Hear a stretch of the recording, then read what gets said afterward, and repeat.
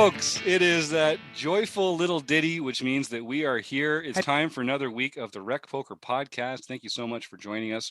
I'd like to thank website AMP and the Running Aces Hotel, Racetrack, and Casino for their ongoing support. And I'd like to thank you, the audience, for joining us here for this edition of the Rec Poker Podcast. I'm your host, Jim Reed. And if you want to learn more about me or any of the other members of the Wrecking Crew, you can go to rec.poker/crew, or you can just ask them yourselves. Team, what are your names and where can people find you? I'm Chris Jones. You can find me on 5x5 on PokerStars and Twitter. I'm John Somsky. You can find me at PokerGeekMN everywhere. And I'm Kim Kilroy. I'm Pet Vet here and on most places, but on PokerStars, I'm Fergie56. Well, thanks for joining me, gang. I have the best job in the world. I love that I get to hang out with y'all every week and talk poker strategy. Just like every week, we're playing in the nightly Rec Poker home game on PokerStars, trying to steal each other's chips and win that beautiful, coveted bronze Rec Poker pin. And just like every week, we're going to take a post from the Rec Poker forums and talk about it here with the group. So, and premium members at Rec Poker are always welcome to come on the show if there's a forum post that you've made, if you're a premium member that you'd like to discuss, or if you see someone else's forum post that you're interested in, you can come on and join the podcast here with us. Go to rec.poker/events. We record on Monday nights. Come join us. So this is a post by Michael, and it's called Jack Jack on a two-pair board. So I'll just introduce, I'll just kind of read through it. I do encourage everyone, go get a free community account and just go to rec.poker and check out the forums yourself. We'll touch on a number of the subjects that come up, but you really, to see everyone's responses and all the details that people put into it, you'll get more out of it by going and just checking out the forum post itself. So Michael says, on a whim, I decided to play in my first live MTT yesterday in just over a year. I finally reached the table at level 3 with blinds at 100, 200, with 200 big blind average and a 20K starting. My third hand at the table, I'm on the button and get dealt Jack Jack. Okay, so things are looking pretty good for Michael. There were 2 limps in front of me. And again, the blinds are 100, 200 here. So there's 2 limps in front of me, and I opened to 700 and got calls from the big blind and from one of the limpers. Okay, so it's amazing that one of those limpers folded given those pot odds, but all right.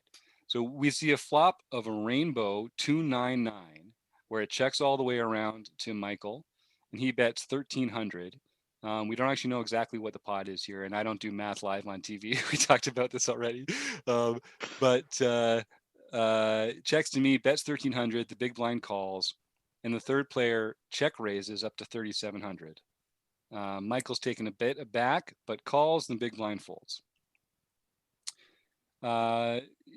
Michael gets into a bit of what he might have here. He's ranging his opponent. That's exactly the right kind of stuff to be thinking about here. What hands he could have, what he's representing. The turn's an 8, and the player leads out for 4,700, and we call again. And again, we've got Jack Jack, and the board is 2,998. Michael says, I still feel comfortable with the overpair. And to be honest, my mind frame after this call was that if he really does have a 9, then go ahead and milk me for my stack. Otherwise, he seems to be playing quite aggressive. I'm in a good spot to get max value out of him. I don't think you should give any spoiler alerts. Let's talk about the hand. Okay, let's talk about the hand. I love that, Kim.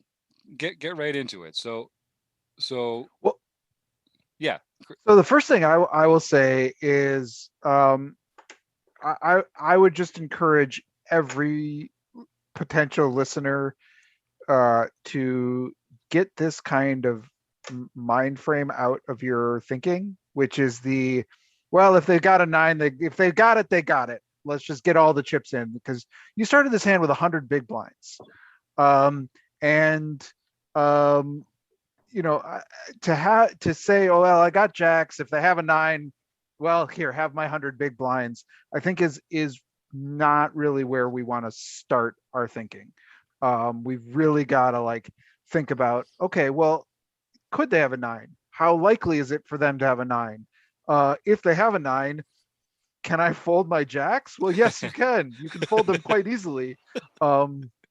And so it's not that they automatically have a nine, but I think that to sort of like that kind of, I mean, there are situations like, well, if we had pocket deuces here, and I say, well, or something, they have quad nines or something, and I don't know, like I'm like, oh, good game if you've got quad nines. But I think for the most part, we kind of want to eliminate that kind of thinking to start this off. Is my first thought. Yeah, I Um, completely agree. Yeah, I think you don't want to you want to let the facts guide you. You don't want to have a thing that you want to do and do that and then find justification for it. Mm. um, and then I guess, so looking at this is I mean, it's an interesting hand. So first of all, I think when we're facing limpers, um, and we're at the 100, 200, 200 level. So there's already 500 that's going to be dead money in this pot. We get two limps, so now there's 900 that's going to be dead money in this pot. I want to be, if I'm going to if I have a hand like Jack's after two limps and I want to try to isolate, I'm going to be making this a lot bigger to try to get them out to start. So pre-flop, I think we need to choose a bigger sizing, so that we don't get a ton of callers, so that when it comes deuce 9-9, we can more confidently say there are less of those in our opponent's range. I think there are a lot of deuces and nines in our opponent's range when we have when we have limps and then that we put a small raise over the top.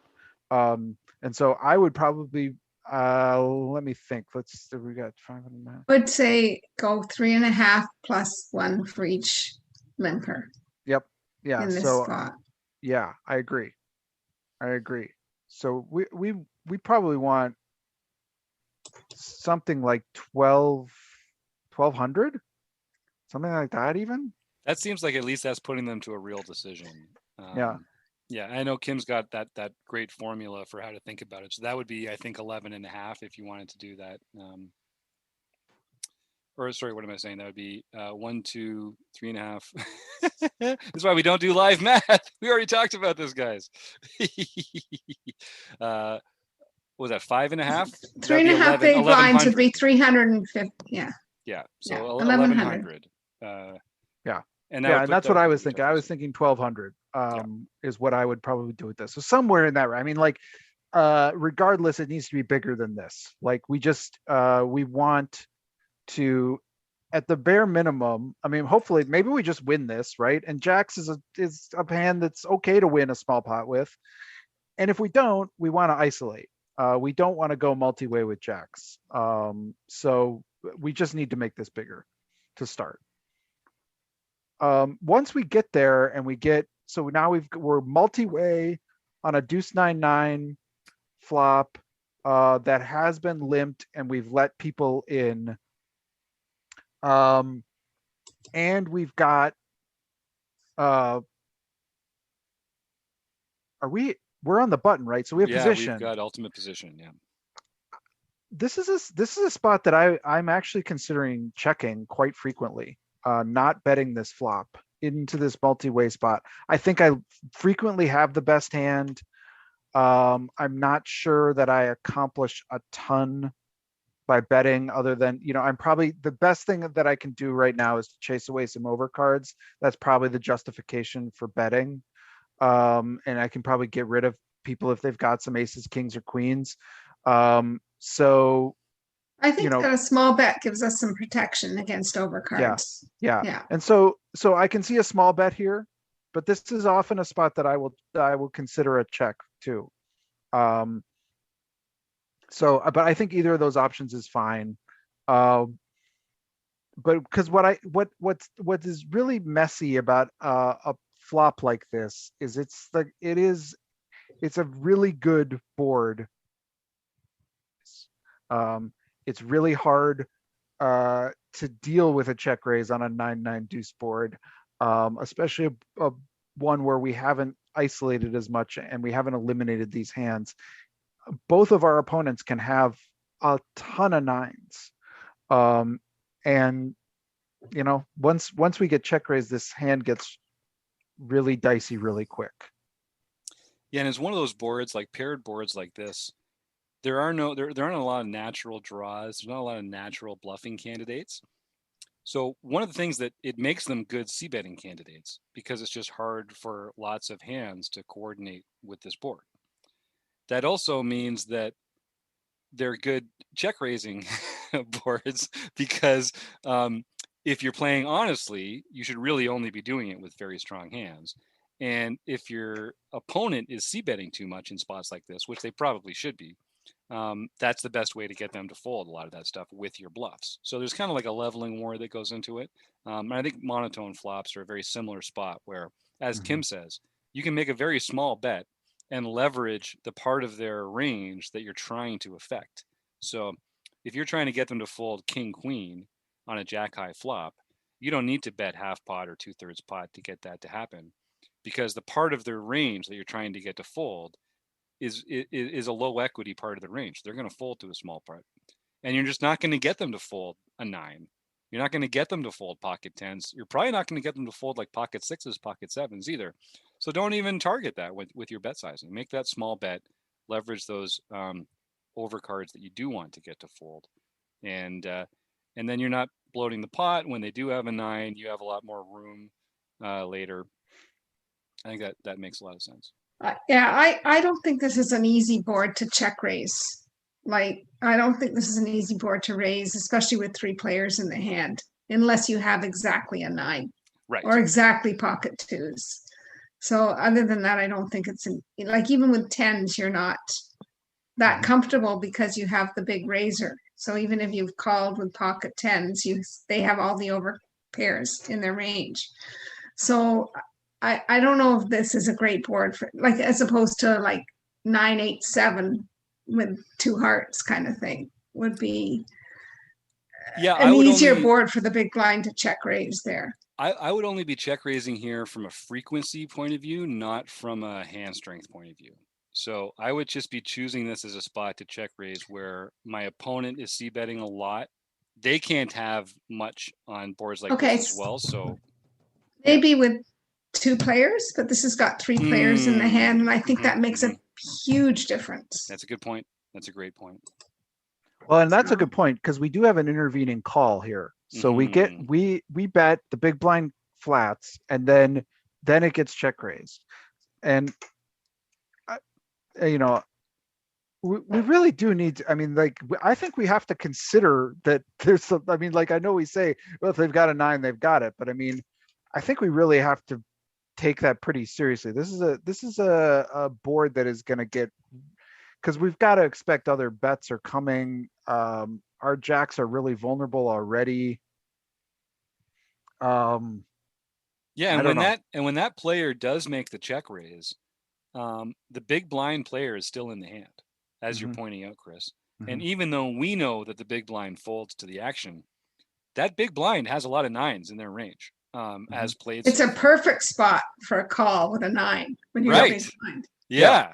So that should inform the check raising range of the other player. Right. Like, they shouldn't be doing it as just like Kim is saying. You've got more players in the hand. You've got more ranges that could have a 9 in it, among other strong hands. That it's a less attractive area spot to pick for that check raise. So that skews them even more to value. So then they're definitely, so let's just say that this is the kind of player that is check raising their 9s. And are there other value hands that they might have in a check raising range here in a limped pot? Pocket 2s, I guess. Deuces, yeah. Yeah. But it was limped, raised, and then called, right? So deuces would make sense there, especially since we didn't do it very big. I mean, deuces are going to come along and see if they can hit this kind of miracle flop. So they make sense. I see some people do this with other pairs as well. 6s, 5s, 7s, 8s, like assuming that the person has overcards and their 2 pair is going to be good there. Yep. I think that makes sense. Okay. So then, where do we want to take this? So as played, we make that bet, we get the check raise. And I think calling in position seems like the right play here. I don't think we can fold given the sizing and the situation. And I don't think 3-betting with a re-raise is good given the range that they have at this point. They're only going to be able to play perfectly against us by folding everything Yeah. worse and calling with better. Cannot raise this. It's better to fold than to raise this right Yeah, now. yeah. So then I think the call is the right way. I think this is a tough call still, though. Yeah, This is a I pretty do tough too. call. Like, I mean, I would be really afraid when the big blind just calls. Yep. I would be really afraid because our bet wasn't small. We bet half pot. That's not a Yep. small bet. Yeah. So Yeah, I agree. I'm actually more scared of the big blind right now than the check raise player if I'm in this spot. mhm. And and this is also why I like on this board a multi-way. I like checking this flop because I think I don't have a 3-street hand, Oh, I love that. and I am in position. I think I've got the best hand.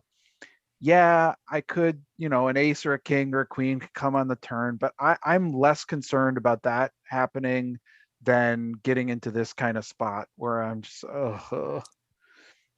Hey, Chris, if it Yeah, was and the pot's multi-way, getting bloated really quickly, right? Yep, The right. pot's getting bloated really quickly. Yeah. If we had I mean, made a really small bet, like 25, 30% pot, Yep, and then it had been raised, it's a much easier call. right. Now it's about a quarter of our stack. If we call this, right? about our quarter of our stack of our 100 big blind stack is in the middle. And it's just going to get worse from there. And when we're behind, we've got 2 outs. Right. Right. So I really like Stu's point here in the chat where he says, I wouldn't check raise trips. I don't want the villain to fold. So go for 2 streets. Yeah, I think that, and as we're seeing with the chip stacks, you don't necessarily need to get it in. And who knows what their read is of Michael, who's going to be the player that has the opportunity to make that last bet. So I think that's a good point. So then in that case, so Stu, take your time and please type in the chat whenever it's convenient for you. Would you be check raising with bluffs here? Or would you just not have a check raising range? Or would you check raise with some other hands? While you're thinking about that, we'll keep talking. So as it happens, then the big blind actually folds after we call. So we go to the turn heads up, and the turn is an 8, and the player leads out for 4,700.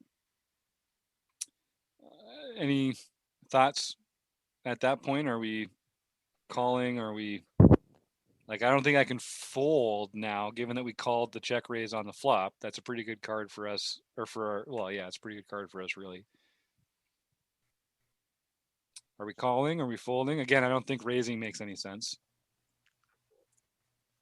One note to Michael, if we had some more detail in the hand, this would be helpful.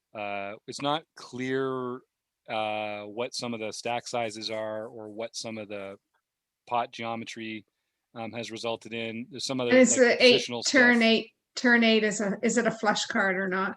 Yeah. You don't know that, right? Yeah, so Michael's done a good job of putting a lot of detail into the post here, but there are some other details that that would be helpful for us to make some of these decisions of where we are in the tournament, some other stuff like that.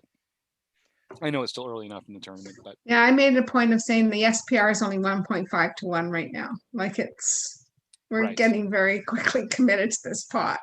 Right.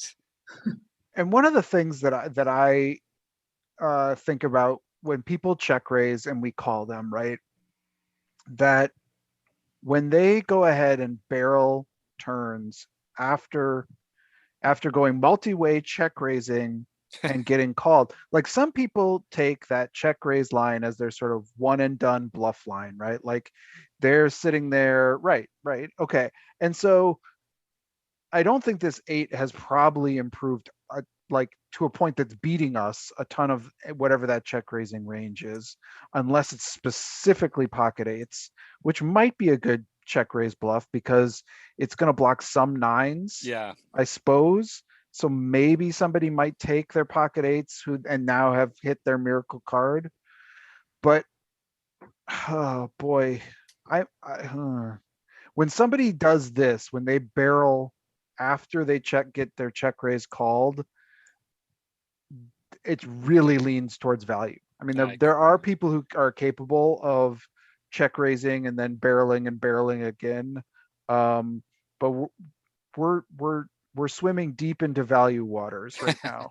I think that one of the biggest tells in this hand is that the villain leads for such a small amount on the turn. And I think that this is very common when people don't know what to do, when their bluff raise got called. And then they lead small, which is where if it's a value raise, they're going to always lead big. Always. Right? That's a great insight. So I think that that's one of the biggest tells in this hand was the villain's sizing on the turn. And for me, the hardest part of this hand was on the flop. And then once we get to the turn and the villain makes that kind of sizing, the hand just plays out. So I want to talk about that a little bit, because this is what I was getting at when I talked about like making a frequency based check raise as opposed to a hand strength based check raise. If we had a hand like, so the flop is 2-9-9. If we had a hand like 8-10, that would be a good candidate for a frequency based check raise here. Not because you have a backdoor runner straight draw, but because you're blocking 8-9 and 10-9, which are the most common hands that your opponent's going to have that have a 9 in them. So if you were going to do a one and done check raise, as opposed to the kind of check raise on a flop like 7-8-9 with 2 hearts, where you're actually going to have some equity draws that are going to be part of that range, here I would choose a hand like 8-10, where you're blocking my opponent's 9s, and that would be a good, for me, it feels like that would be a good one and done check raise candidate. When they call, and I turn a pair in this example that we're describing, when the 8 comes, I think it is this spot that Kim's describing where they're like, oh wait, now what? The goal was for them to fold, they didn't. Now I've picked up some equity and I don't really know like how to play comfortably, so they're going to make this like compromise bet. And I think if you can notice that kind of bet sizing tell is really powerful. I think that's exactly what happened here. Right. I think they get into no man's land here, and they have to either check or they have to bet big. And I think the solver would want them to bet big in this spot. And this bet like just screams like, I don't know what to do now. Yeah. Andrew Brokus talks often on the Thinking Poker podcast about how people aren't sure whether they should bet or fold. And so they like, or if they should raise or fold. And so they end up compromising with making like a small bet, because it feels like they're kind of solving the problem, but they're not doing anything wrong. And it's just the worst thing you can do. Mostly you should just don't compromise. Just do either this thing that's the best thing or this other thing that is also a really good thing. Don't compromise by calling, and don't compromise by making small bets. Do it for a reason. So I agree with Kim 100%. That feels like that's a spot where just take the small bet out of your range in that particular spot and either check or make a big bet. That sounds a lot like a t-shirt. Poker players do it for a reason. royalties on the Rec Poker branding merchandise line. All right, so I think that's all correct, and Kim made the good point that as played, once we get to the turn as it is, I think we're calling given the sizing. And then the river is a 2, and he drops now. So Michael says he drops a massive overbet that he never really counted, and he just collected his remaining 10K and called it. And I think this is another note to Michael, some friendly, constructive criticism is I know I'm not sure you're being precise enough in your knowledge about the pot at the time that you're playing and the stack sizes at the time that you're playing. Because based on what I understand about the hand so far, I don't think this is a massive overbet.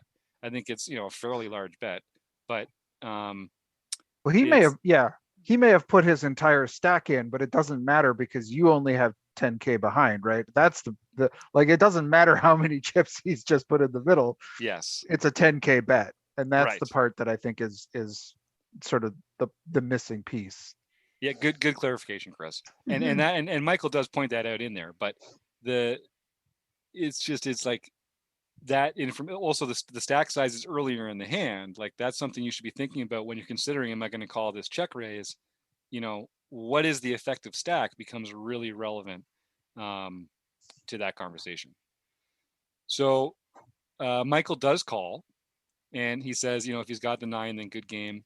And if you really did have something like ace 2, then congrats on the 2 outer. And that will be true sometimes, but to Chris's point earlier, that's not really that's not the best way to be thinking about poker, but that is true. So he ends up turning over 10-8. So I had read that earlier. I don't want to claim that prediction, but the fact is, I think that's actually a pretty savvy frequency-based check raise candidate for on the flop. And I would just not, as the villain, I would have played it differently. Yeah, for sure. After there. And so it was a good hand for Michael. He picked it up, saw the 10-8, and he says during the break he caught up with me and was curious why I called down with Jack there. And he says I couldn't find a fold on a board where I had an overpair and there were no overcards to my hand, to which he chuckled and admitted he'd probably do the same. And Michael says a fold was basically never an option given the run out, and that the action screamed out as a bluff more than a made hand.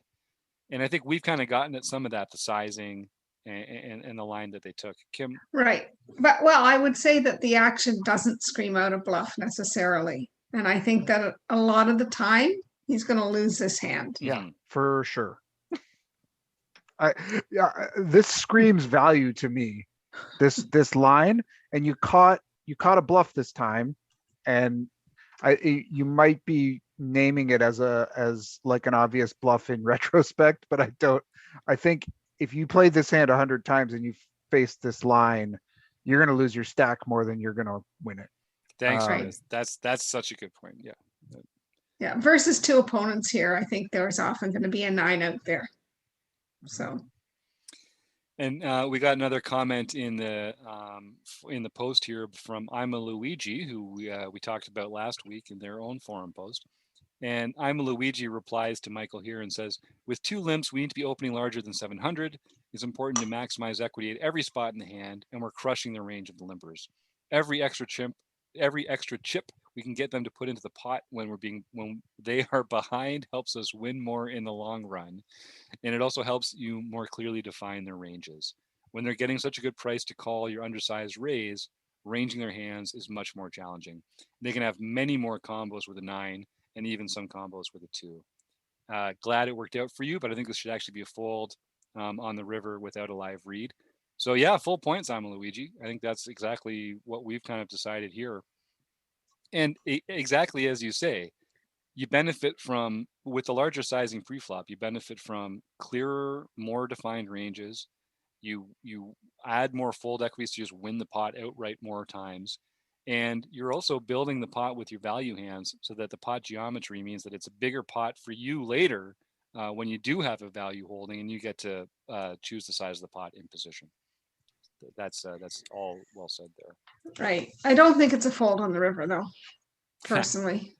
When he calls the turn, I don't think he can fold for that price on the river. Oh yeah, the sizing. Only a half pot bet. It's a half pot bet. So he only has to be right 25% of the time or something like that. Mm-hmm. Yeah, I was thinking about this. I don't know that do you think we're gonna, I mean, this is a pure bluff catcher now. Yes, it's a bluff catcher. There's no value that we beat. Right. It's a bluff catcher. Do you think that people bluff this way? Check raise, barrel turn, shove river. The only tell in there to me is the small turn. Small sizing. Okay. Yeah. Interesting. Yeah. Let's see if our friend Jonathan Little has anything to add on that subject, and then we'll come right back and wrap this baby up. Have you ever wondered whether you should call a preflop raise or 3-bet instead? All the time. What do you do when you have a flush draw? Do you raise it or do you just call? What do you do with ace-king when you miss the flop?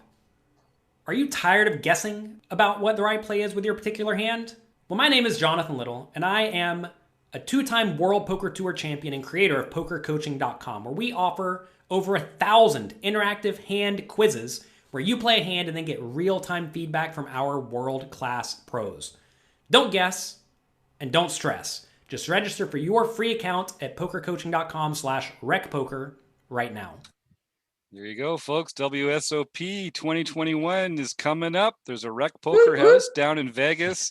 There's trips planned. There's people to hang out with. There's tournaments to study for. Go to pokercoaching.com, enter code RecPoker, and get ahead. Yeah, there's borders to open. There's borders to open for some of us Canadian players. That's right. We cannot wait. We cannot wait. So back to this sort of, he turns his jacks into a bluff catcher to me on the turn. Well, even on the flop, when he decides to call the flop, and then he's either going to be ahead or behind when all of those cards come in. They don't make any difference. So when he calls the turn barrel, the small turn barrel, he has to call the river too. Like, it's just a nothing card. So he has to do call. So to me, the hardest point in this whole hand was on the flop. Yeah, I agree with that.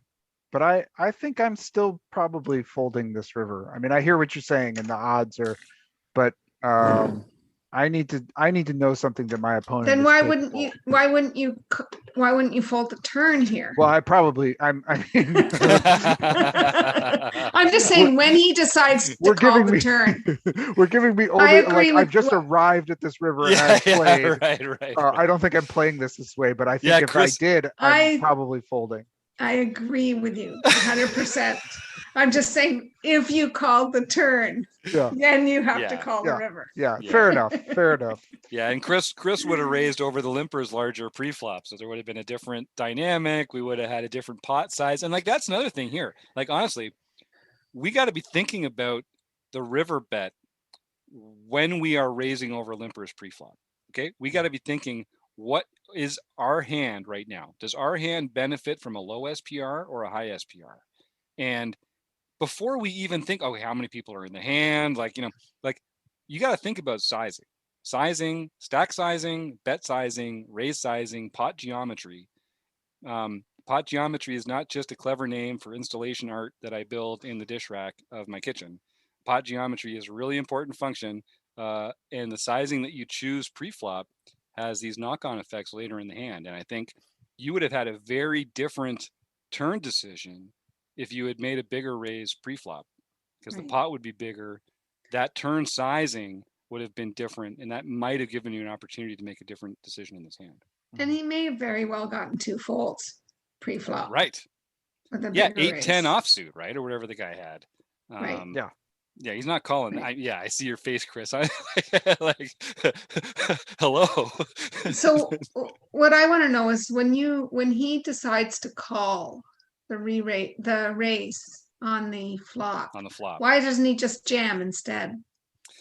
Like if he thinks he doesn't have a 9 and he's beating all aces, ace X, then why doesn't he just jam the flop? To me, this would be a better way to play this, to put it back into your opponent's So Kim, hands.